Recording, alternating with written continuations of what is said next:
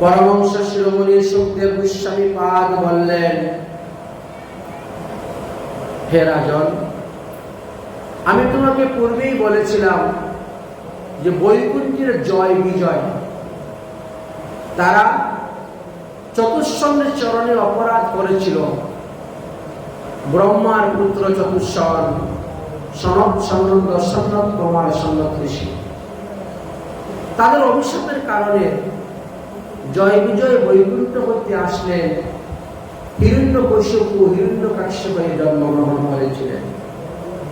হিরণ্যকাক্ষ্যকে ভগবান বরাহদেব বধ করলেন। বধ করার পর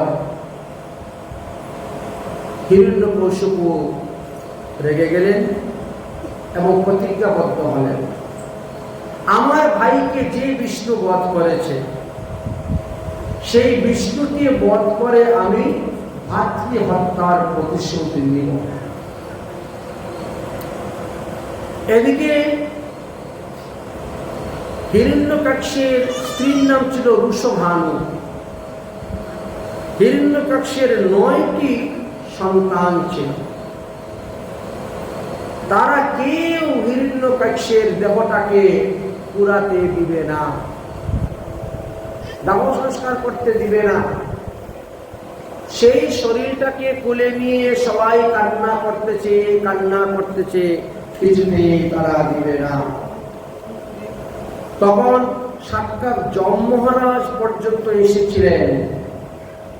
নানাভাবে শাস্ত্রবাক্যের দ্বারা বুঝিয়ে সুঝিয়ে তারপরে এর দেহ সংস্কার করা হয়েছিল। দাহ সংস্কারের পর এবার তিনি চিন্তা করলেন, আমি এখন তপস্যা করতে যাব। হিরণ্যকশিপু যখন তপস্যা করতে রওনা হয়েছিলেন তখন হিরণ্যকশিপুর 3টি পুত্র সন্তান ছিল, লাদ, সংলাদ, অনুলাদ। কিন্তু প্রহ্লাদ ছিলেন তখন মাতৃগর্ভে তিনি ছিলেন। সেই অবস্থাতে হিরণ্যকশিপু তপস্যা করার জন্য চলে গেলেন। হিরণ্যকশিপু যখন তপস্যা করতে চলে গিয়েছেন তখন সমস্ত দেবগণ তারা চিন্তা করলেন, এই তো সুযোগ, এই সুযোগে আমরা গিয়ে হিরণ্যকশিপু রাজ্যকে আক্রমণ করব। সে আমাদের রাজ্য থেকে যা যা দ্রব্য নিয়ে গেছিল সেইগুলো আবার পুনরায় স্বর্গে নিয়ে আসবো। স্বর্গের শোভা বর্ধনকারী প্রতিটা জিনিস আমরা ফিরিয়ে নিয়ে আসব। কারণ এখন যুদ্ধ করার মতো সেখানে কোনো বীর সৈন্য নাই। আর হিরণ্যকশিপু তপস্যায় সিদ্ধি লাভ না করা পর্যন্ত কখনো ফিরে আসবে না। অতএব এই তো সুযোগ, চলো অসুর রাজ্য আক্রমণ করব। তাই অসুরের রাজ্য আক্রমণ করার জন্য সমস্ত দেবগণ এসে উপস্থিত হলেন। শুরু হলো যুদ্ধ। সেই যুদ্ধতে সমস্ত অসুরগণ পরাজিত হয়ে গেলেন। দেবতাদের হাতে মার খেয়ে প্রাণ নিয়ে সবাই পলায়ন করতে শুরু করলেন। কে কাকে রক্ষা করবে? যে যেদিকে পারে পলাচ্ছে। পলায়ন সজীবতী, যে পালিয়ে গেল সে বেঁচে গেল, আর যে পালাতে পারে না এই দেবতাদের অস্ত্রের আঘাতে তারা মারা যাচ্ছে। কায়ুধুকে রক্ষা করবে কে? কায়ুধু গর্ভবতী নারী, তাকে পর্যন্ত রক্ষা করার কেউ নেই। তিনি যখন নিজের প্রাণ রক্ষার জন্য দৌড়ে পালাচ্ছেন, দেবরাজ ইন্দ্র দেখে ফেলেছে। দেবরাজ ইন্দ্র দৌড়ে গিয়েই তাকে ধরে ফেলেছে। ধরে টেনে হিচড়ে একেবারে রথের মধ্যে তুলে নিয়েছে। তুলে স্বর্গে নিয়ে যাওয়ার জন্য রওনা হয়ে গেছে। কায়ুধু চিৎকার করছেন, কে আছো, কে আছো, আমাকে বাঁচাও, আমাকে বাঁচাও, আমাকে বাঁচাও। কিন্তু কে আসবে বাঁচাতে? সবাই সবার প্রাণ নিয়ে পলালো। সেই সংবাদ, সেই চিৎকার গিয়ে ঢুকলো নারদ মুনির কানে। নারদ মুনি তখন কি করেছেন? দৌড়ে এসেছেন, এসে দেবরাজ ইন্দ্রের সামনে দাঁড়িয়েছেন। ওহে দেবরাজ ইন্দ্র, তুমি আবার কবে থেকে পরনারী হরণ করা শুরু করেছ? এর আগে তো কখনো দেখি নাই, কখনো শুনি নাই। দেবরাজ ইন্দ্র একটু লজ্জা পেয়ে গেলেন কথাটা শুনে, মাথা নত করে বললেন, নারদ মুনি, আমার মনে বিন্দু মাত্র কুবাসনা নাই, কুকামনা নেই। এই নারী হলেন হিরণ্যকশিপুর স্ত্রী। হিরণ্যকশিপুর ঔরসে তিনি গর্ভবতী হয়েছেন। আর অসুরের সন্তান তো অসুরই হয়, আপনি ভালোই জানেন। এক একটা অসুর এত ভয়ঙ্কর যে তাদেরকে মারতে গেলে বিষ্ণু পর্যন্ত হিমশিম খেয়ে যান। আমার আপনার কথা কি বলবো? তাই আমি চিন্তা করলাম, এই রমণীকে নিয়ে আমরা স্বর্গে কারাগারে বন্দী করে রাখবো। সন্তান প্রসব হওয়ার পরে সেই সন্তানকে বধ করে আর এই রমণীকে ছেড়ে দেব। এই জন্য আমি তাকে নিয়ে যাচ্ছি ঘরে। দেবর্ষি নারদ বললেন, তুমি ভুল করতেছ। এই নারী অসুর সন্তান জন্ম দেবে, তুমি জানলে কেমন করে? বলে, শাস্ত্রে তো লেখা আছে, যত বীর্যং তৎ ফলম, যেমন বীজ তেমন ফল। এটাই তো কথা। কিন্তু নারদ মুনি বললেন, তুমি শাস্ত্র সম্পূর্ণভাবে পড়ো নাই। দেখো, আমাদের গর্ভধানের কতগুলো সময় আছে, কতগুলো তিথি আছে, কতগুলো নক্ষত্র আছে, কতগুলো প্রহর আছে। কোন প্রহরে, কোন তিথিতে, কোন দিনে, কোন সময়ে স্ত্রীতে গর্ভধান করলে সেই সন্তান কৃষ্ণ ভক্ত হবে, সাধু হবে, মানুষের মতন মানুষ হবে, 10 জনের মধ্যে একজন হবে, সেটাই তো অনেকে জানে না। একজন দাম্পত্য জীবনের পিতামাতা ইচ্ছা করলে তারা তাদের ইচ্ছা মতো সন্তান জন্ম দিতে পারেন। আমার ছেলে ডাকাত হবে, চোর হবে, গুন্ডা হবে, বদমাশ হবে, সাধু হবে, ব্যারিস্টার হবে, উকিল হবে, ডাক্তার হবে, মাস্টার হবে, রাজনীতিবিদ হবে, সব দেওয়া আছে সময়, সব তিথি দেওয়া আছে, সব নক্ষত্র দেওয়া আছে, সব বারের নাম দেওয়া আছে। কোন কোন বারে গর্ভধান করলে ছেলে হবে, কোন কোন বারে গর্ভধান করলে মেয়ে হবে, এবং কোন সময়ে গর্ভধান করলে ছেলে দীর্ঘ আয়ু হবে, ছেলে অল্প আয়ু হবে, ছেলের মধ্যে স্বভাব চরিত্র যে আসে, এগুলি ওই গর্ভধানের সময় অনুসারে। এই জন্য গৃহস্থ জীবনের কথা বেদে 80,000 শ্লোক লেখা আছে। কিন্তু বিবাহ করে গৃহস্থ আশ্রমে লোক প্রবেশ করে, একটা শ্লোকও পড়ে না বেদে। যে আমি যে গৃহস্থ আশ্রমে প্রবেশ করলাম, এখানে আমার করা কি কর্তব্য, কি করলে আমার বংশ উদ্ধার হবে, কি করলে আমার বংশ বৃদ্ধি হবে, কি করলে সুসন্তান আসবে, সব লেখা আছে। অতএব বীজ যেমনই হোক না কেন, যদি শুভক্ষণ, শুভ সময়, শুভ মুহূর্ত পরে যায়, তাহলে সে সাধু হবেই হবে। অতএব এই রমণীর গর্ভে যে সন্তান, যদিও অসুরের বীর্য দ্বারা গর্ভধারণ করেছেন, তথাপি এই সন্তান হবে কৃষ্ণ ভক্ত। এই সন্তানের কারণে তুমি তোমার হারানো রাজ্য ফিরে পাবে। এই সন্তানের কারণে তুমি এক মন্বন্তর কাল সুখে স্বর্গে রাজ্য ভোগ করতে পারবে।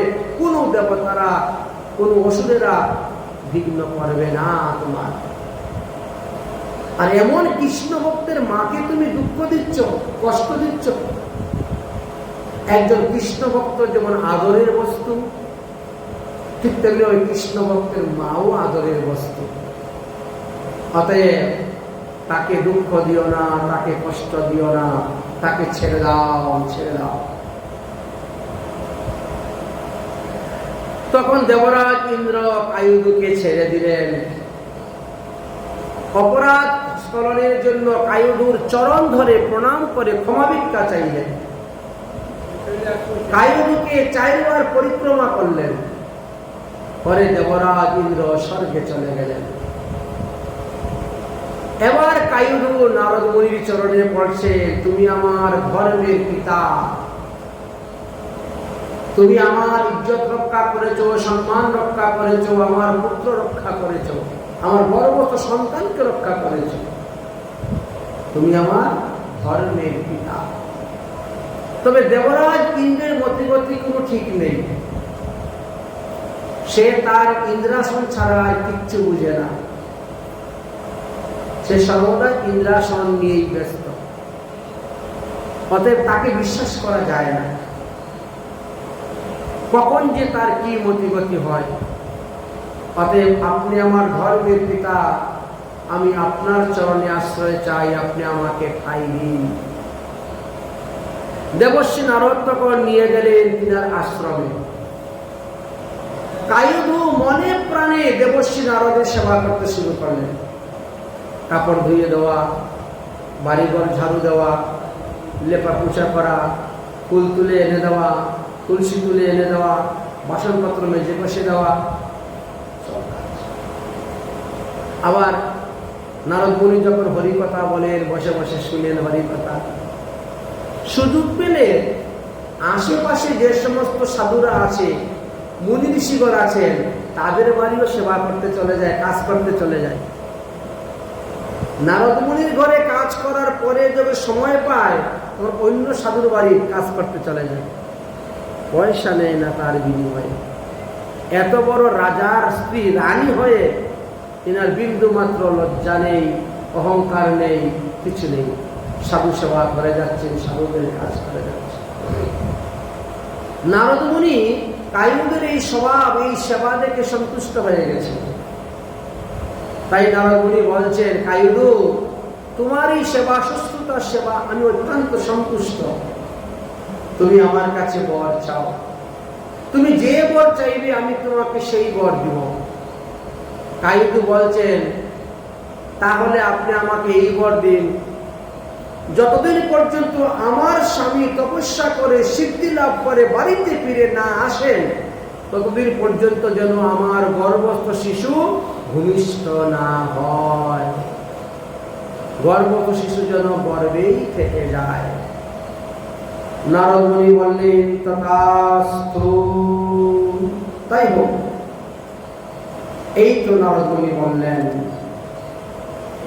এদিকে হিরণ্যকশিপু তো মন্দার পর্বতে গিয়ে তপস্যা করতে বলে গেছেন। তিনি এক পায়ে দাঁড়িয়ে তপস্যা করছেন। এমন তপস্যা শুরু করছেন যে তপস্যা করতে করতে উই মাটি ঢিপি তিনাকে ঢেকে দিয়েছে। উই পোকা তিনার শরীরের চামড়া, মাংস সব খেয়ে নিয়েছে, রক্ত শুধু খালি হাড্ডিটা আছে। কারণ সত্য যুগের মানুষের প্রাণ ছিল অস্থিগত। এই জন্য হাড্ডি থাকলেই হলো, চিন্তা নাই, শরীর আবার হয়ে যাবে, হাড্ডির ভিতরে প্রাণ ভরে এসে। দেখতে দেখতে দেখতে দেখতে 10,000 বৎসর গত হয়ে গেল। তার মানে প্রহ্লাদ 10,000 বৎসর মাতৃগর্ভে ছিলেন। হিরণ্যকশিপু 10,000 বৎসর তপস্যা করেছিলেন, এই কথা জানা যায়। আশ্চর্য হওয়ার কিছুই নয়, কারণ সত্যযুগের মানুষের পরমায়ু তো ছিল 1 লক্ষ বৎসর। একটা মানুষ 1 লক্ষ বৎসর বাঁচতে পারত। সত্যযুগের মানুষের প্রাণ ছিল মর্যাদা, অস্থি নয়, মর্যাদা। সত্যযুগের মানুষের প্রাণ ছিল মর্যাদা। সত্তর যুগের মানুষ ছিল 28 হাত লম্বা, বিশাল। সত্তর যুগের মানুষরা স্বর্ণের পাত্র ব্যবহার করতেন, আর সত্তর যুগের মানুষ তপস্যার দ্বারাই ভগবানকে লাভ করতে পারত। তাই হিরণ্যকশিপু 10,000 বছর তপস্যা আশ্চর্যের কিছুই নয়। যে কোনো লোক 1 লক্ষ বছর বাঁচতে পারত। ব্রহ্মা তিনার তপস্যায় সন্তুষ্ট হয়ে চলে এসেছে। উত্তিষ্ট উত্তিষ্ট ভদ্র তে তপ সিদ্ধ অসৌ কৈশৈক্য বরদোহমানম প্রাপ্তায় বিব্রতামতিমসুম্বরা। ব্রহ্মা বলছেন, হে পুত্র হিরণ্যকশিপু, উঠো উঠো, তোমার মঙ্গল হোক। হে কৈশব নন্দন, তুমি তপস্যায় সিদ্ধি লাভ করেছ, আমি তোমাকে বর দেওয়ার জন্য এসেছি। তুমি তোমার ইচ্ছা মতো বর আমার কাছ থেকে প্রার্থনা করো। কিন্তু ওই মাটি ঢিপি ডেকে দিয়েছে, তো শুনতে পাচ্ছে না ব্রহ্মার কথা। ব্রহ্মা তখন কি করলেন? ব্রহ্মার কমণ্ডলু থেকে জল ছাড়লেন। সেই জলে ওই মাটির ঢিপি সব ধুয়ে চলে গেল। সে বেরোল, দেখলেন যে পিপিলিকায় তার শরীরে সব খেয়ে ফেলেছে, শুধু হাড্ডি গুলাই আছে। ব্রহ্মা তখন বরদান দিলেন, শুভ দৃষ্টি করলেন, এমনি সঙ্গে সঙ্গে তার শরীর আবার আগের মতো হৃষ্টপুষ্ট সব হয়ে গেল। নবযৌবন সম্পূর্ণ সেই পূর্বের ন্যায় দেহ হয়ে গেল। এইবার তিনি ব্রহ্মার কথা শুনতে পাচ্ছেন। ব্রহ্মা তো বারবার বলছেন, উত্তিষ্ট উত্তিষ্ট, হে ভদ্র তপসিদ্ধ। উঠেছেন, দণ্ডবত প্রণাম করলেন। দেব পরিমাণে 100 বৎসরের কথা লেখা ছিল, আমাদের জন্য তার 10,000 বৎসর। হে অদিতি নন্দন, তুমি যাহা কিছু চাইবে আমি তাহাই তোমাকে বরদান দিব। বলো তুমি কি বর চাও? তখন তিনি বলছেন, আমাকে অমর বর দিন, আমি অমর বর চাই। ব্রহ্মা বলছেন, অমর বর তো আমার কাছে নাই। আগে আমার কাছে অমর বর ছিল, আমি অনেককে অমর বর দিয়েছি, কিন্তু অমর বর পাওয়ার পরে তো তারা ধরাকে সরা জ্ঞান করে, আর তারা অনেক অত্যাচার শুরু করে। ভগবান বিষ্ণু পর্যন্ত তাদেরকে বধ করতে পারেন না। সেই কারণে ভগবান বিষ্ণু আমার কাছ থেকে অমর বর নিয়ে নিয়েছেন। বলছেন, অমর বর আর তোমার কাছে রাখবো না। এবার আমার কাছে তো অমর বর নাই, তুমি আমার কাছে অমর বর চাচ্ছ, আমি কেমন করে দেব? তবে অমর বরের বিনিময়ে তুমি 10টা বর আমার কাছে চাও, আমি তোমাকে অন্য 10টা বর দিতে পারবো, কিন্তু অমর বর দিতে পারবো না। হিরণ্যকশিপু চিন্তা করলো, এমন ঘুরিয়ে পেঁচিয়ে বর চাইব, ওই 10 বর অমর বর হয়ে যাবে। ঠিক আছে, প্রথম বর, হে ভগবান, হে প্রজাপতি ব্রহ্মা, আপনার সৃষ্টি কোন প্রাণীর হাতে যেন আমার মৃত্যু না হয়। কারণ ব্রহ্মা হলেন সৃষ্টিকর্তা, আর তো কেউ সৃষ্টিকর্তা নয়। যা কিছু পৃথিবীতে সৃষ্টি হচ্ছে ব্রহ্মা। এই জন্য বলছেন, আপনার সৃষ্টি কোন প্রাণীর হাতে যেন আমার মৃত্যু না হয়, এই বর আমাকে দিন। ব্রহ্মা বলছেন, তথাস্তু, তাই হবে। বলো আর কি? এবার বলছেন, মানুষ, পশু, কোন প্রাণী বা কোন দেবতা বা কোন দৈত্য, কোন সর্প, কারো কাছে হাতে যেন মৃত্যু না হয়। ঠিক আছে, তথাস্তু। আর কি চাও বর বলো? বলে, আমার যেন দিনের বেলাও মৃত্যু না হয়, রাত্রিবেলাও মৃত্যু না হয়। তথাস্তু। আর কি বর? আমার যেন ভিতরেও মৃত্যু না হয়, ঘরের বাইরেও মৃত্যু না হয়। তথাস্তু। আর কি চাও?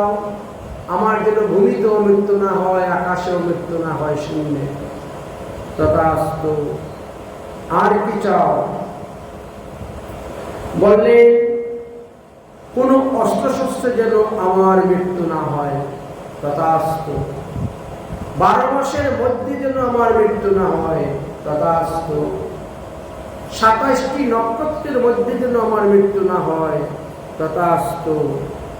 উনি যত বর চাচ্ছে সব। আমি যেন একমাত্র পৃথিবীর শ্রেষ্ঠ রাজা হইতে পারি, আমি তারপর একমাত্র রাজা পৃথিবীর। তথাস্তু। এইভাবে 10টা বর দিয়েছিলেন। দিয়ে ব্রহ্মা সেখান থেকে অবসর হয়ে চলে গেলেন। ও আরেকটি বর চেয়েছিলেন, আমি যেন বিষ্ণুর মতো ঐশ্বর্য ভোগ করতে পারি। তথাস্তু। সমস্ত ঐশ্বর্য ভোগ। যাই হোক, এইভাবে 10টি বর পাওয়ার পর মনের আনন্দে তিনি বাড়িতে ফিরে এসেছেন। হিরণ্যকশিপু ফিরে আসার পর সমস্ত দৈত্য, দানব, রাক্ষস, অসুররা যারা দেবতাদের ভয়ে আত্মগোপন করেছিলেন লুকিয়ে ছদ্মবেশে, তারাও এসে উপস্থিত হয়ে গেলেন। সবাই সবের মনের দুঃখের কথা বললেন। হিরণ্যকশিপু এখন অত্যাচারী হয়ে উঠে গেলেন। আমার বর্তমানে তোমাদের উপর এত দুঃখ, এত কষ্ট, চলো এখনই স্বর্গরাজ্য হানা দিব, স্বর্গরাজ্য দখল করব। দেবতারাই হলো আমাদের প্রধান শত্রু। আমি শত্রুর প্রতি আক্রমণ, আমি অমর বর নিয়ে এসেছি, আর কোনো চিন্তা নেই। যখন তিনি স্বর্গে আক্রমণ করতে যাবেন, এমন সময় দেবশ্রী নারদ আয়ুধকে নিয়ে এসে উপস্থিত। হিরণ্যকশিপুকে জয় হোক। হে মহারাজ, এই নেন আপনার স্ত্রী, আপনার কাছে অর্পণ করে দিলাম। সমস্ত ঘটনা শোনার পরে হিরণ্যকশিপু দেবশ্রী নারদের চরণ ধরে দণ্ডবত প্রণাম করলেন, কৃতজ্ঞতা জ্ঞাপন করলেন যে যদিও দেবতারা আমার শত্রু, তাদেরকে দেখা মাত্রই মারব, কিন্তু আপনি মিত্র সমতুল্য, গুরু সমতুল্য। আপনার জন্য 24 ঘন্টা আমার দরজা খোলা। আপনি যখন আসবেন তখনই আমার অতিথি ভবনে বিশ্রাম করবেন। আপনাকে কোনো অসুর, দৈত্য, দানব অপমান করবে না, কোনো কটু কথা বলবে না, কোনো কটু বাক্য বলবে না। আপনি আমার স্ত্রী রক্ষা করেছেন, আপনি আমার সন্তান রক্ষা করেছেন, আমি আপনার কাছে চিরঋণী। দেবশ্রী নারদ বলেন, ঠিক আছে বাবা, এবার তোমার স্ত্রী তুমি নাও, সামলাও, আমার দায়িত্ব শেষ, আমি চললাম। দেবশ্রী নারদ যখন চলে যাবেন, তখন কায়ুধু দেবশ্রী নারদের চরণে প্রণাম করে বলছে, বাবা একটু দাঁড়াও, একটু দাঁড়াও, একটু বসো। কায়ুধু তখন হিরণ্যকশিপুকে বুঝাচ্ছেন, দেখো স্বামী, তুমি অমর বর প্রাপ্ত হয়ে এসেছো, তোমাকে কেউ মারতে পারবে না, কিন্তু যুদ্ধের পরিণতি কখন কি হয় বলা যায় না। হয়তো তুমি পুঙ্গ হয়ে পড়ে থাকলে যুদ্ধ তো করতে পারবে না, পুঙ্গ অবস্থায় পড়ে আছে। অমর থাকলে কি হবে? কারণ এরকম অনেক ঘটনা ঘটেছে, অনেক অসুরদের জীবনে এরকম ঘটনা ঘটেছে, জানা যায়। তাই কতবা আমাদের উপর আক্রমণ করলো, তাহলে আমিও মারা গেল, আমি মারা গেলে সন্তানও মারা যাবে। অতএব এখানে থাকাটা আমার নিরাপদ নয়। তুমি এখন যাবে স্বর্গ দেবতাদের সঙ্গে যুদ্ধ করতে, তারপরে তুমি দিগ্বিজয় করতে বেরোবে, তাহলে আমার এখানে থাকা নিরাপদ নয়। আমি মনে করি আরো কিছুদিন আমি নারদ মুনির এখানে থাকি, সন্তান যদি প্রসব হয় ওখানেই হোক, আর তুমি ততদিনে যুদ্ধবিদ্যা আদি করে সবকিছু করে এসে স্থিরভাবে বসো, তারপরে আমি আসবো। হিরণ্যকশিপু চিন্তা করলেন, এটা তো ভালো বুদ্ধি, ঠিক কথাই। তখন হিরণ্যকশিপু বললেন নারদ মুনিকে, তাহলে আপনি আরো কিছুদিন আমার স্ত্রীকে রাখুন, আরো কিছুদিন রাখুন। নারদ মুনি তখন কায়ুকে নিয়ে পুনরায় আবার চলে আসলেন তিনার মনে। এবার কায়ুর প্রসব বেদনা শুরু হয়ে গেছে। কিন্তু এই অবস্থায় নারদ মুনি কি করবেন, কোনো চিন্তাধারা করে পাচ্ছেন না। তখন নারদ মুনি যুগমায়াকে ডাকলেন। যুগমায়া আসলেন ধাত্রী কাজ করার জন্য, আর সেখানে ভক্ত প্রহ্লাদ জন্মগ্রহণ করলেন। ভক্ত প্রহ্লাদ তো মাতৃগর্ভে থেকে তিনি হরিকথা শুনে আসতেছেন, কারণ নারদ মুনি তো ওই কায়ুর গর্ভত শিশুকে লক্ষ্য করে হরিকথা বলতেন, আর প্রহ্লাদ মাতৃগর্ভ থেকেই সবকিছু শিখে এসেছেন, শুনে এসেছেন। তাই তিনি পরম ভক্ত, পরম বৈষ্ণব, পরম সাধু হয়ে গেলেন।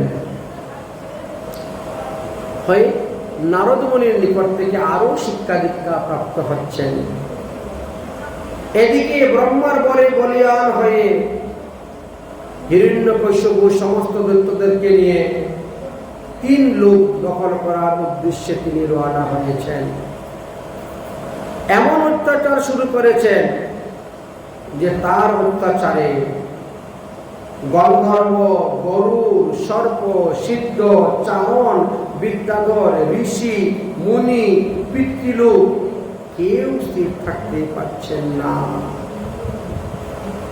সর্বদা সর্বস্থানে যাচ্ছে, যুদ্ধ করছে, আর পরাজয় করে করে এগোচ্ছে। স্বর্গরাজ্য দখল করে স্বর্গের ইন্দ্রের নন্দ কাননকে তিনি দখল করে নিলেন। সেখান থেকে যুদ্ধ করে তিনি স্বর্গে আরোহণ করলেন, আর স্বর্গের ইন্দ্র সিংহাসনে তিনি বসে গেলেন। এবার তিনি নিজেই ইন্দ্র হয়ে গেলেন। এমন অবস্থা হয়েছিল, তখন তিনি ব্রহ্মা, বিষ্ণু, মহেশ্বরকেও ভয় পেতেন না।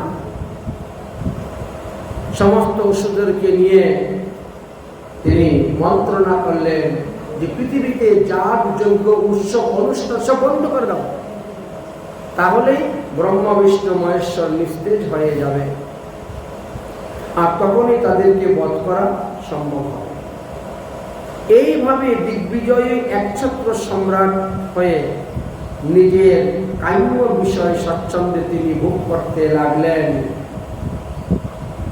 কিছুদিন গত হয়ে গেল, দেখতে দেখতে 3 বৎসর পার হয়ে গেছে প্রহ্লাদের। প্রহ্লাদের মাতৃ সহিত নিয়ে এসে হিরণ্যকশিপুর কাছে অর্পণ করলেন। হিরণ্যকশিপু দেখলেন ছেলে কৃষ্ণ ভক্ত, বিষ্ণু ভক্ত, ধার্মিক হয়ে গেছে।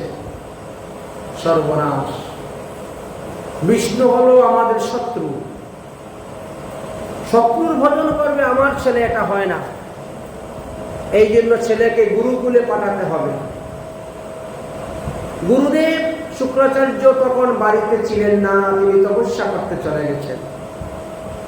তবে গুরুকুল পরিচালনা করার জন্য 2 জন উত্তম শিষ্য রেখে গিয়েছেন, এক হলো ষণ্ড আর এক হলো অমর্ক।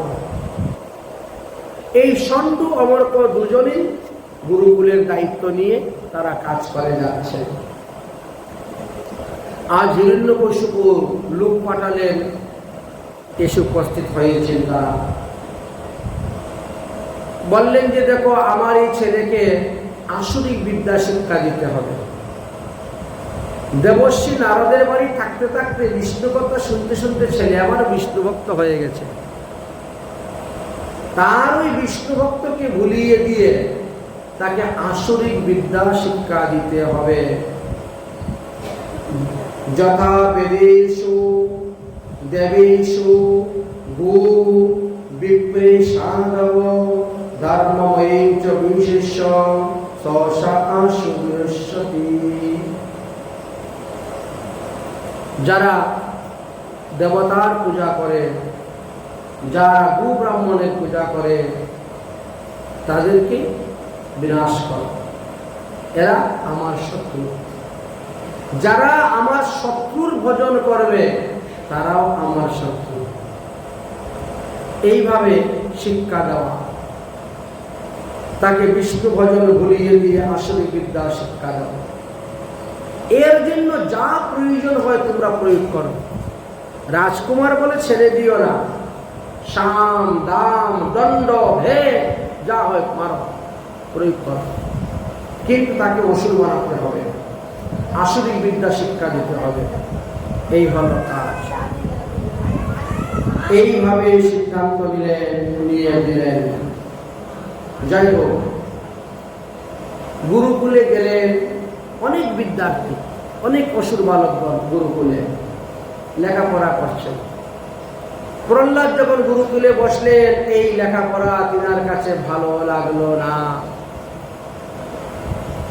যখন সন্টু অমরকে লেখাপড়া করিয়ে দিয়ে ওরা চলে যাচ্ছে অন্যত্র, প্রহ্লাদ তখন বলছেন, হে অসুর বালকগণ, তোমরা সন্টু অমরক গুরুদেবের কাছে শিক্ষাগুলো শিখিও না। এরা ভুল শিক্ষা দিচ্ছে, ভুল শিখাচ্ছে, ভুল পড়াচ্ছে। তারা বলছে ভগবান হিরণ্যকশিপু কি জয়, এটা ভুল সিদ্ধান্ত। দেখো, আমার বাবা হিরণ্যকশিপু কখনো ভগবান নন। চতুর্দিক জয় করলে ভগবান হওয়া যায় না। স্বর্গের দেবতাদেরকে জয় করে স্বর্গরাজ্যে বসলেই ভগবান হওয়া যায় না। 10,000 বছর তপস্যা করলে ভগবান হওয়া যায় না। তার সাধন ভজন করে জীব কখনো ভগবান হইতে পারবে না। যারা ভগবান, তারা ভগবানই আছেন, তারা সাধন ভজন করে ভগবান হন নাই। অতএব তোমরা ওই গুরুদের কথা শুনিও না। তারা তো টাকার লোভে বেতন পাচ্ছেন, তাই উল্টা পাল্টা শিক্ষা দিচ্ছেন, উল্টা পাল্টা আমাদেরকে পড়াচ্ছেন। শুনিও না, শুনিও না, তাদের কথা শুনতে যেও না। খুব ভালোভাবে বোঝাচ্ছেন। তারা তখন বলছেন, প্রহ্লাদ, তুই কেমন করে এই সমস্ত কথা শিখলি? বলে, আমি যে মাতৃগর্ভে ছিলাম, মায়ের পেটের ভিতর থেকে থেকে নারদ মুনির সমস্ত সিদ্ধান্তের কথা আমি শুনেছি, শিখেছি। এই জগতে ভগবান বিষ্ণু ছাড়া কেউ নেই আমাদেরকে রক্ষা করার। তিনি একমাত্র আমাদের রক্ষাকর্তা, তিনি আমাদের আসল পিতা। তাকে যে যেভাবে বোঝে সেভাবেই পাবে। অতএব আমার পিতা ভগবান নন। তোমরা আমার পিতার নামের জয়ধ্বনি দিও না, ভগবান বিষ্ণুর নামে জয়ধ্বনি দেও। এইভাবে প্রহ্লাদ অসুর বালকদেরকে বুঝাচ্ছেন। দেখতে দেখতে 1 বৎসর পার হয়ে গেল। প্রহ্লাদ এখন 4 বৎসর পার হয়ে 5 বৎসরে পা দিয়েছিলেন। তাই প্রহ্লাদকে একদিন ডেকে নিয়ে আসলেন। 1 বৎসর ধরে আমার ছেলে গুরুকুলে লেখাপড়া করতেছে, দেখি তো আমার ছেলে গুরুকুলে লেখাপড়া করে কি শিক্ষা লাভ করল। আর এর জন্য ডেকে আনলেন। একজন ভৃত্য গিয়ে গুরুকুল থেকে প্রহ্লাদকে নিয়ে আসলেন রথে করে। রথ থেকে নেমেই প্রহ্লাদ পিতাজি পিতাজি বলে সাষ্টাঙ্গে প্রণাম। পিতাজি তো সিংহাসনে বসে আছেন, দূর থেকেই পিতাজি পিতাজি বলে একেবারে সাষ্টাঙ্গে প্রণাম। ছেলের এই পিতৃভক্তি দেখে হিরণ্যকশিপু বড় সন্তুষ্ট, বড় প্রসন্ন। সিংহাসন থেকে নেমে এসে ছেলেকে কুলে তুলে নিয়েছেন। 4 বছরের ছেলে কুলে তুলে নিয়েছেন, বড় আদর করে তার মাথার ঘাম দিচ্ছেন। আবার সিংহাসনে গিয়ে বসেছেন। বসিয়ে বলছেন, বাবা, তুমি যে 1 বৎসর ধরে গুরুকুলে লেখাপড়া শিখলে, বলো তো এই 1 বৎসরের সার কি শিখেছ? 1 বৎসর যে লেখাপড়া করেছ তার সার কি? সার বস্তু আমাকে বলো। বাবা, এই 1 বৎসর লেখাপড়ার সার আমি দেখলাম। শ্রবণম কীর্তনম বিষ্ণু স্মরণম অর্চনম বন্দনম সত্য আত্মনিবেদনম। এই ছাড়া আর কোনো উপায় নাই জীবের। নববিধা ভক্তির কথা প্রহ্লাদ বলছেন, ভগবানের লীলা কথা শ্রবণ কর, ভগবানের লীলা কথা কীর্তন কর, শ্রবণম কীর্তনম, ভগবানের কথা স্মরণ কর, ভগবানের চরণ সেবা কর, দাস্যভাবে সত্যভাবে যেভাবেই হোক ভগবানের চরণে আত্মনিবেদন করে দাও। এছাড়া আর কোনো উপায় নেই জীবের। এই কথা শোনা মাত্রই পুত্রকে কুল থেকে ফেলে দিয়েছে। এতই ক্রোধ হয়েছে যে কুল থেকে ঢিল মেরে ফেলে দিয়েছে। ফেলে দিয়ে চিৎকার করে উঠছে, ষণ্ড আমার যাও এখনই নিয়ে আসো। ষণ্ড অমর্ক এসে উপস্থিত। তোমরা আমার ছেলেকে এই সমস্ত কি শিক্ষা দিচ্ছ? ষণ্ড অমর্ক বলছে, মহারাজ আমরা তো এই সমস্ত শিক্ষা দেই নাই। তাহলে তোমাদের গুরুকুলে কোন সাধু শান্ত মহাত্মা আসে? না না, ওখানে তো সাধু আসার কোনো কথাই নেই। তাহলে আমার এই ছেলে এগুলো শিখলো কোথার থেকে? 4 বৎসরের ছেলে, সে এইগুলো শিখলো কোথার থেকে? ষণ্ড অমর্ক বলছে, মনে হয় সে জাতিস্মর, মনে হয় তার পূর্বজন্মের এই সমস্ত কথা সে বলছে। আমরা তো এইগুলা কখনো বলি না, কখনো শিক্ষা দেই না। তার এই শিক্ষাকে ভোলাতে হবে। তার জন্য যা প্রয়োজন হয় তা প্রয়োগ করো, যাও নিয়ে যাও। আসরিক বিদ্যা শিক্ষা দিতে হবে। যে আমার শত্রুর ভজন করে সে আমার শত্রু, অতএব যাও। ষণ্ড অমর্ক নিয়ে গেল। প্রহ্লাদকে কত হাম্বি কাম্বি ডর ভয় দেখে এই আসরিক বিদ্যা শেখাতে যাচ্ছে, কিন্তু প্রহ্লাদ আসরিক বিদ্যা শিখতে রাজি নয়। তিনি সমস্ত অসুরদেরকে বলতেন, হে অসুর বালকগণ, তোমার আচরণে প্রাজ্ঞ ধর্মান ভাগতামিহ দুর্লভং মনুষ্য জন্ম তদাপো গ্রহণম কথম। দেখো, আমরা যে মনুষ্য জন্ম পেয়েছি তা অত্যন্ত দুর্লভ।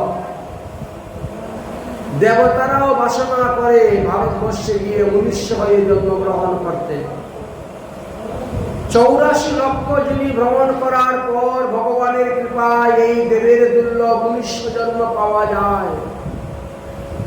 অতএব এমন মনুষ্য জন্ম পেয়ে যদি আমরা হরিভজন না করি, তাহলে আমরা নিজেরাই নিজেদের আত্মাকে বঞ্চিত করিতেছি, আমরা নিজেরাই নিজেদের লোকসান করতেছি।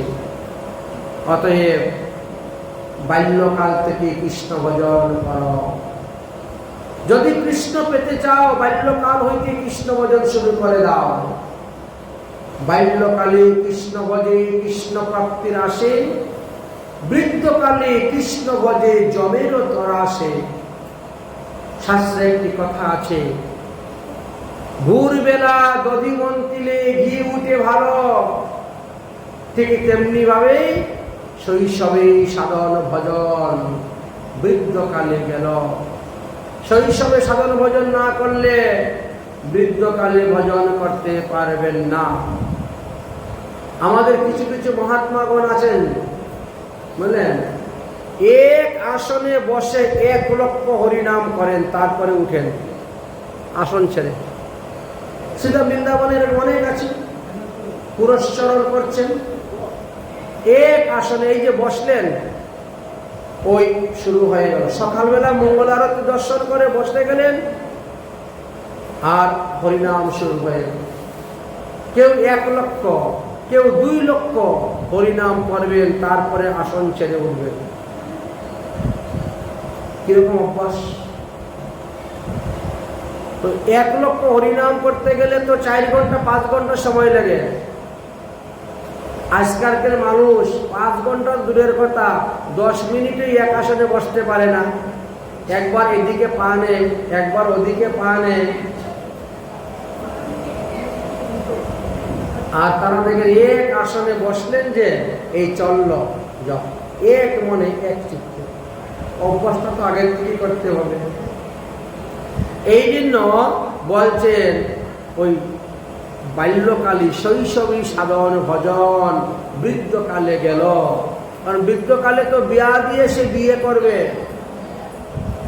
ছেলেদেরকেও বিয়ে করে, মেয়েদেরকেও বিয়ে করে, বিয়া দিয়ে ও কাউকে ছাড়ে না। যেই 50 বছর পার হয়ে গেল, মনে করলেন আপনার এখন আরেকটা বিয়ে হয়ে গেল। কার সঙ্গে? বিয়াদির সঙ্গে। বিয়াদিকে তো কেউ বিয়ে করতে চায় না। দেবশ্রী নারদের কাছে গিয়েছিল, তুমি আমারে বিয়ে করো। তোকে আমি বিয়ে করবো কেন? দেবশ্রী তখন ওই সময় বলতে যাকে পায় তাকেই বিয়ে করে। বিয়াদি এসে বিয়ে করে ঘর বেঁধে বসলো আপনার দেহের মধ্যে, আপনাকে না মারা পর্যন্ত তার শান্তি নেই। যখন আপনাকে মারলো তখন আরেকজনের কাছে গেল, আরেকজনকে বিয়ে করে গিয়ে বসলো ঘর করে। এই হলো বিয়াদির কাজ। অতএব হরিভজন, হরিভজন। এবার 5 বছর হয়ে যাচ্ছে। প্রহ্লাদকে আবার ডেকে আসলেন, দেখি তো আমার ছেলে এখন কেমন আসুরিক বিদ্যা শিখেছে। প্রহ্লাদ এসে দূর থেকে পিতাজি দণ্ডবত প্রণাম করে সাষ্টাঙ্গে পড়ে যায়। ছেলের ভাবভক্তি দেখে বাবার মন গলে যায়। এসে আদর করে কুলে তুলে নিয়ে বসে যখন বলেন, বলো তো বাবা এবার তুমি কি শিক্ষা করলে? সেই হরিভজনের কথাই বলে, সেই কৃষ্ণ ভক্তির কথাই বলে, সেই বিষ্ণু ভক্তি সাধুগুরু বৈষ্ণবের কথাই বলে। তখনই রেগে গেলেন, কুল থেকে ফেলে দিলেন। ফেলে দিয়ে বলছেন, কে আছিস এখনই এই দুষ্ট বালককে বধ কর। যে আমার শত্রুর ভজন করে সে আমার শত্রু, পুত্র হলো শত্রু, অতএব তাকে এখনই বধ করো। আমি চাই না আমার নিজের হাতে পুত্রকে বধ করে আমার এই বীরত্বের মধ্যে কালিমা লাগাই। এই তোরা কে আছিস এখনই ছেলেকে বধ কর।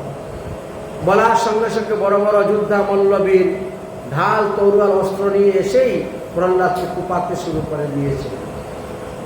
কিন্তু রাকে হরি মারে ভগবান তাকে এমন রক্ষা করলেন যে অস্ত্র ভেঙ্গে ভেঙ্গে পড়ে যায়, কুণ্ঠিত হয়ে যাচ্ছে, ভুন্না হয়ে যাচ্ছে। ওরে এতটা একটু জাদু জানে, এ মায়া জানে, মায়াবিদ্যা শিখে নিয়েছে, এই জন্য তাকে মারা যাচ্ছে না অস্ত্রের দ্বারা। ঠিক আছে, তাহলে হাতি নিয়ে আসো। হাতি এনে হাতির পায়ের নিচে কুচলিয়ে তাকে মারো। আনা হলো মত্ত হস্তি। কিন্তু মস্ত হস্তি প্রহ্লাদকে দেখেই প্রণাম করছে, উল্টা প্রণাম করছে। হাতিকে ধাবমান করে দিলেও হাতি যাচ্ছে না, হবে না, হবে না। ও কিছু মায়া জানে, কিন্তু মন্ত্রতন্ত্র জানে, হাতিকে বশ করে দিয়েছে। এক কাজ করো, উচ্চ পাহাড়ের উপরে নিয়ে একেবারে চালা মেরে ঢিল মেরে ফেলে দাও। এবার মাটিতে পরে হাড্ডি গুড্ডি ভেঙে চুরমার হয়ে মরে যাবে। নিয়ে গেলেন পাহাড়ের উপর। সেই পাহাড়ের চটি চূড়া থেকে 4 জনে ধরে একেবারে ঢিল মেরে ফেলে দিলেন। কিন্তু ভগবান তাতেও রক্ষা করলেন, মৃত্যু হল না। 3 রকম পদ্ধতি করা হলো, মৃত্যু হল না। তাহলে কি করা যায়? এক কাজ করো, বিষদ সর্প এনে তাকে সুবল দাও, ধ্বংসন করো। তাও চেষ্টা করে দেখলেন, 4 রকম বিফল হয়ে গেল, হচ্ছে না। তাহলে একে সমুদ্রের লেহেরের মধ্যে ফেলে দাও, ঢেউয়ের মধ্যে, সমুদ্রের জলে ফেলে দাও। সমুদ্রে বড় বড় প্রাণীরা আছে, খেয়ে ফেলবে, মরে যাবে, শেষ। সমুদ্রে ফেললেন, মরল না। কি করা যায়? তাহলে ধরে জলের মধ্যে ডুবিয়ে রাখো, ঘাড়ে ধরে জলের মধ্যে চেপে ধরে রেখে দাও, শ্বাস বন্ধ হয়ে মরে যাবে। সেই চেষ্টাও করা হলো, কিন্তু প্রহ্লাদ মারা গেল। তাহলে বরফের মধ্যে তাকে চাপা দাও, চতুর্দিকে বরফ আনো, এনে বরফের ঘরে রেখে তাকে চাপা দিয়ে মারো। চেষ্টা করা হলো, এতেও মৃত্যু হলো না। এবার কি করা যায়? এক কাজ করো, অন্ধকার ঘরে তার মুখে বন্দি করে রেখে দাও, না খেয়ে মারা যায়। সেই চেষ্টাও করা হলো, কিন্তু তাতেও মৃত্যু হলো না। এইরকম চেষ্টার পরে চেষ্টা করতে করতেও যখন মৃত্যু হচ্ছে না, তখন তিনি চিন্তায় পড়ে গেলেন, এই বালককে কিভাবে মারতে পারবো। এমন সময় আসেন হোলিকা। হোলিকা হলেন হিরণ্যকশিপুর বোন। তিনি বললেন, দাদা, আমি তপস্যায় সিদ্ধি লাভ করে এসেছি, অগ্নিতে প্রবেশ করা সত্ত্বেও আমার একটা চুলও পুড়ে না, একটা শাড়ির সুতাও পুড়ে না, এমন তপস্যা সিদ্ধি করে এসেছি। আজ আমি আমার তপস্যার সিদ্ধি আপনাদেরকে দর্শন করাবো। রাজসভার মধ্যে কাষ্ঠ এনে আগুন জ্বালিয়ে দেওয়া হয়েছে, সেই আগুনের ভিতরে গিয়ে তিনি ঢুকে বসে গেলেন হোলিকা। আবার আগুন থেকে বেরিয়ে চলে আসলেন। সমস্ত শরীর যেমন তেমন, কোনো কিছু হয় নাই, মাথার একটা চুল পর্যন্ত কিছু হয় নাই। বড় আশ্চর্য, এমন তপস্যা! হ্যাঁ, এমন তপস্যা সিদ্ধি লাভ করেছি। তাই তিনি প্রহ্লাদকে মারার জন্য চক্রান্ত করলেন। প্রহ্লাদকে কুলে করে নিয়ে আমি আবার ওই আগুনে বসবো, আর প্রহ্লাদ পুড়ে মরে যাবে, তোমার টেনশন শেষ দাদা। তাই পরের দিন আবার এই অগ্নিকাণ্ড করলেন, আর প্রহ্লাদকে কুলে করে নিয়ে যখন বসলেন, সেই দিন হোলিকার গায়ে আগুন লেগে গেল। প্রহ্লাদ ছিটকে বেরিয়ে পড়ে অগ্নি থেকে বেরিয়ে আসলেন, আর হোলিকা পুড়ে মারা গেলেন। সমস্ত প্রহ্লাদের অনুচর ভক্তগণ, বালকগণ হই হই রই রই করে তারা তখন রং খেলতে শুরু করেছে, আবির খেলতে শুরু করেছে। হোলিকা মরে গেছে, প্রহ্লাদ বেঁচে গেছে আগুন থেকে, তাই আনন্দে রং খেলা শুরু করেছিলেন। আজও পর্যন্ত সেই হোলিকা দাহ হয়ে থাকে। পঞ্জিকার মধ্যে হোলিকা দাহ থাকে। গৌর পূর্ণিমায় সময় লেখা আছে না, হোলিকা দাহ, দেখবেন সেই হোলিকা দাহ রং খেলা। যাই হোক, প্রহ্লাদকে মারা গেল না। ষণ্ড অমরকে ডেকে আনলেন যে দেখো, একে মারার জন্য কি করা যায়। তারা বলল, একটা বেবিচারী যজ্ঞ করতে হবে, ওই যজ্ঞের দ্বারা প্রহ্লাদকে মারা যাবে। ওই বেবিচারী যজ্ঞের দ্বারা কৃত্যা অনল উৎপন্ন হবে, আর ওই কৃত্যা অনল প্রহ্লাদকে ভক্ষণ করবে। এটাই হলো একমাত্র উপায়, আর দ্বিতীয়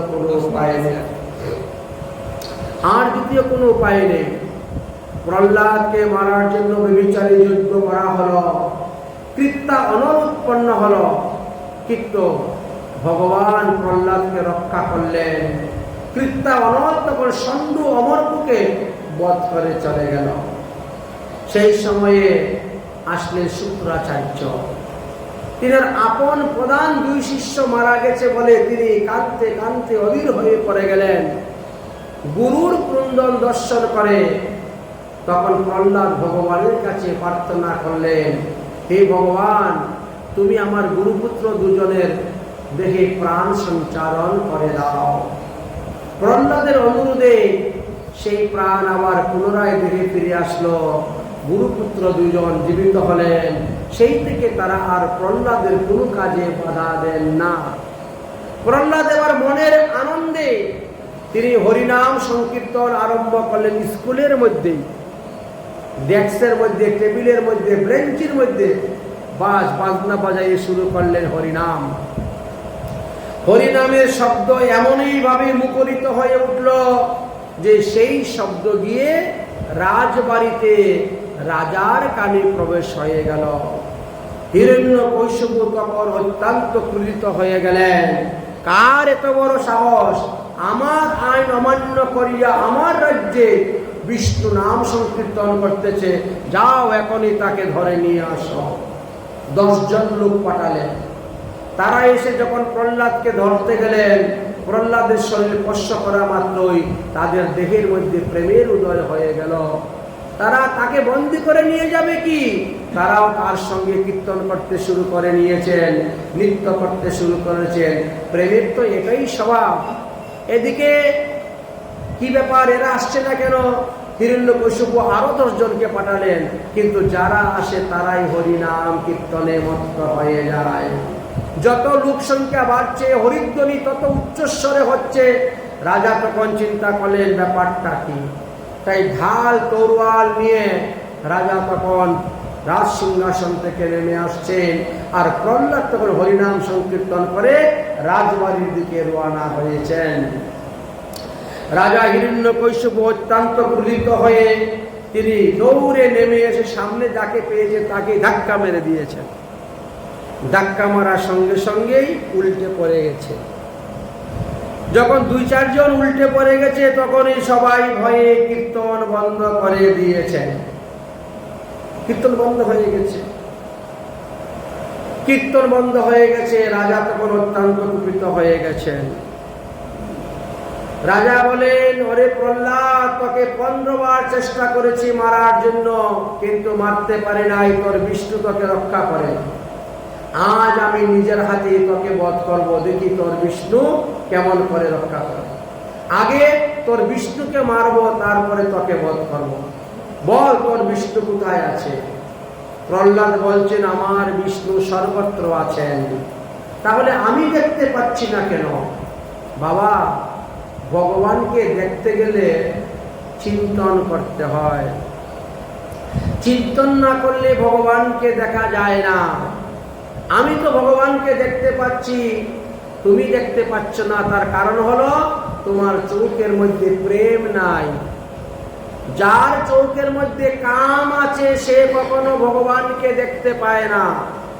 যার চোখে প্রেম আছে সেই ভগবানকে দেখতে পায়। তখন সামনে একটা ফটিকের স্তম্ভ ছিল। হিরণ্যকশিপু বলছে, তাহলে এই স্তম্ভের ভিতরে কি তোর ভগবান আছে? প্রহ্লাদ বলছে, হ্যাঁ, এই স্তম্ভের ভিতরেও আমার ভগবান আছেন। তাই নাকি? প্রহ্লাদ বচনে খুব দানব রাজন বলে, দেখি তোমার কেমনে আছে স্তম্ভে নারায়ণ। এত বলি মহাদর্প করিয়া উঠিল, আর স্তম্ভের উপরে গদার আঘাত করিল। গুরুতর আঘাতে স্তম্ভ ভাঙ্গিয়া পড়িল। ততক্ষণে নারায়ণ বাহির হইল। সিংহের মস্তক আর নরকলেবর, নরসিংহ নাম তার হইল রাজন। বলো নরসিংহ ভগবান কি। বৈশাখ মাসে শুক্লপক্ষে চতুর্থী তিথিতে নরসিংহ ভগবান আবির্ভাব হয়েছিলেন। সেই দিন ছিল স্বাতি নক্ষত্র যুক্ত শনিবার, সিদ্ধ যুগ। আর ওই যুগে ভগবান আবির্ভূত হলেন। সঙ্গে সঙ্গে ভগবানের সঙ্গে যুদ্ধ করার জন্য অস্ত্র নিয়ে লেগে গেলেন। শুরু হলো যুদ্ধ। যুদ্ধ করতে করতে করতে করতে বহু দিন, বহু রাত, বহু সপ্তাহ, বহু মাস গত হয়ে যাচ্ছে। দেখতে দেখতে দেখতে দেখতে মল মাস এসে উপস্থিত হয়ে গেল, পুরুষোত্তম মাস। যুদ্ধ করতে করতে হিরণ্যকশিপুকে নিরস্ত্র করে দিয়েছেন, নিস্তেজ করে দিয়েছেন।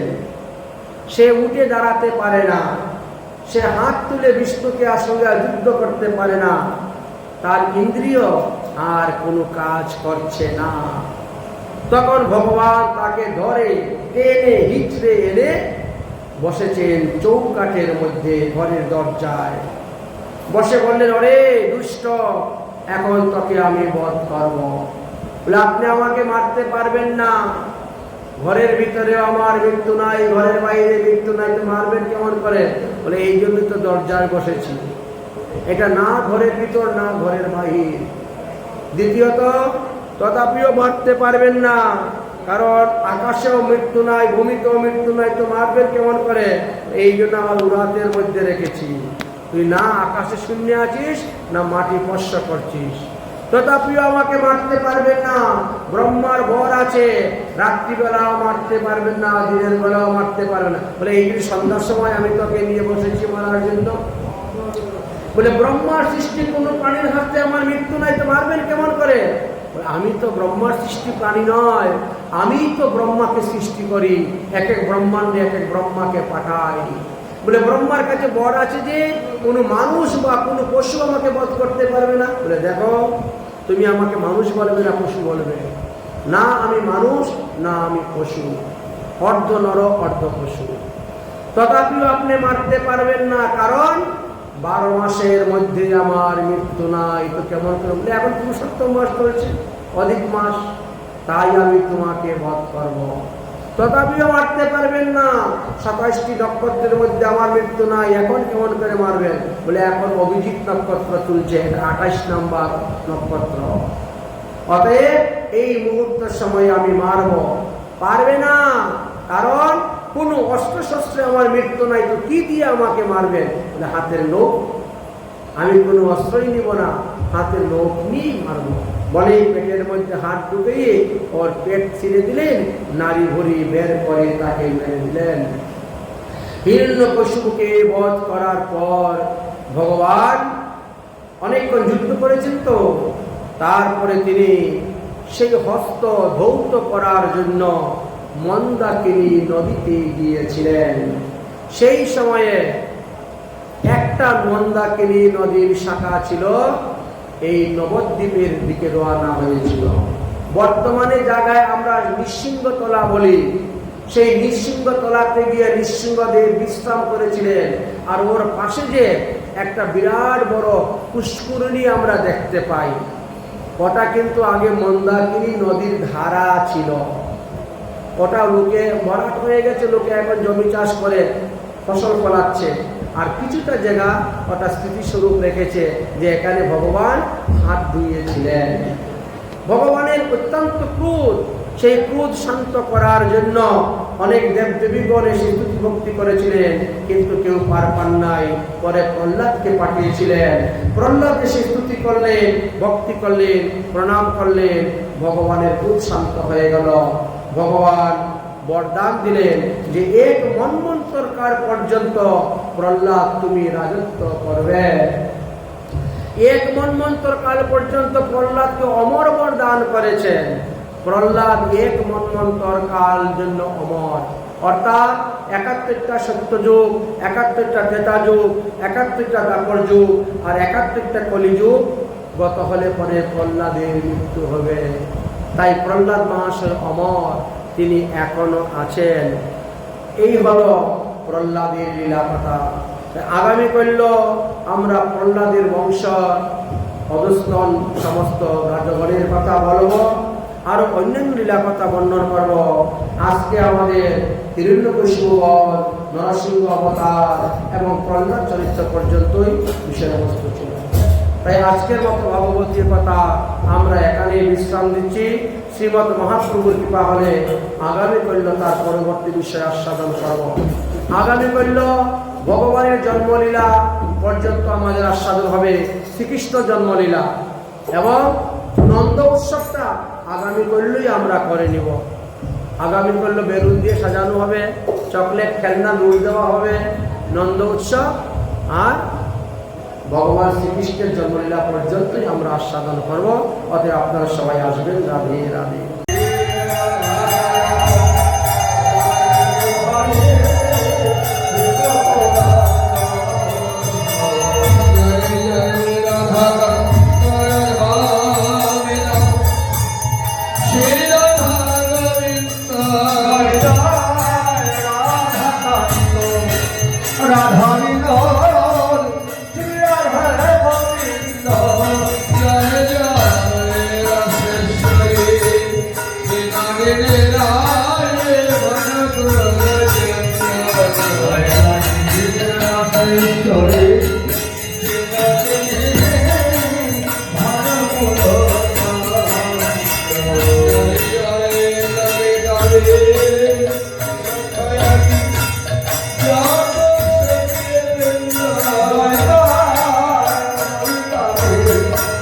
Bye.